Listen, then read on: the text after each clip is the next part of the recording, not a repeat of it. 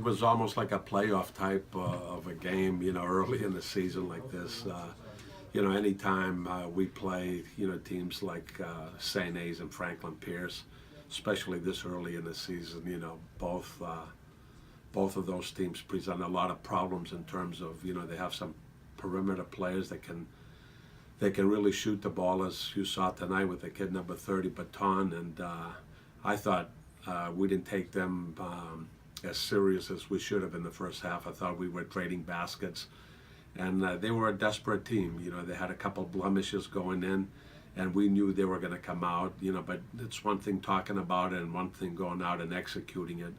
And I thought the second half, from the 10-minute mark on, we picked it up a little bit on the defensive end. And even though they made some tough shots falling behind by 5, I thought we had the intestinal fortitude to stay together and win the game down the stretch. Yeah, talk about that stretch there. I think leading up to the under 12 media timeout, you hadn't trailed by more than 3 or 4 all game, and then they pulled away by 7 or so. Kind of just talk about the adversity there, ability to kind of stop their run, make one of your own, and get back in and take the lead. Yeah, we had no answers for the kid Baton.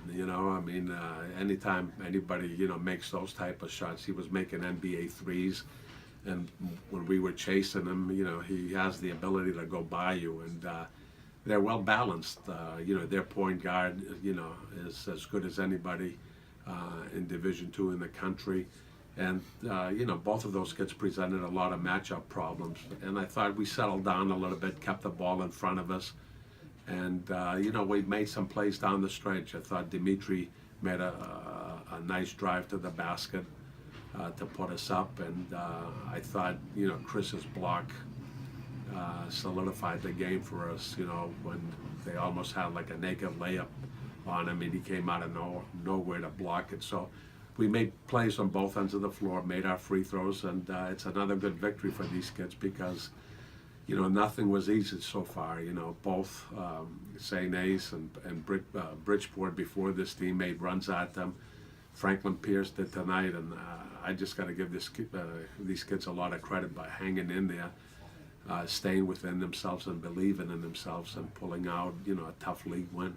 Mentioned a couple of big plays down the stretch. Jerome Harris seems like his stat line doesn't always jump off the stat sheet, but always just come out with big plays, whether it's a big rebound, had a big corner 3, kind of in that run that got you guys back in it to take the lead, and then another big layup late that kind of helped seal it as well. Yeah, Jerome has struggled, preseason with some injuries. He really, right now he's not at full strength. He's not in the best shape, but I thought down the stretch, the last 8 minutes, I thought he did a great job on their point guard.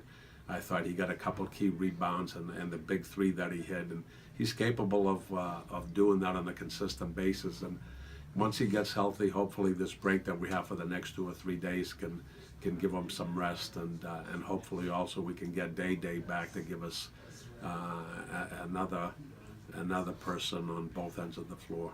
Yeah, lastly, just kind of walk us through what does this break leading up to Thanksgiving look like, and then obviously Sunday back here, kind of jump out of conference play back to non-conference play, Chestnut Hill. Yeah, I thought, after a game like this, we've had 3 emotional games. They've been roller coaster games, back and forth against 3 quality opponents.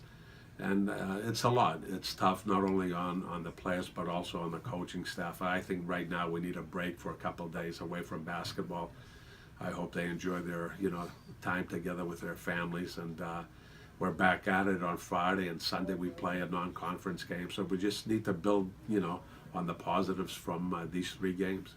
Thank you, Coach. Okay, thanks.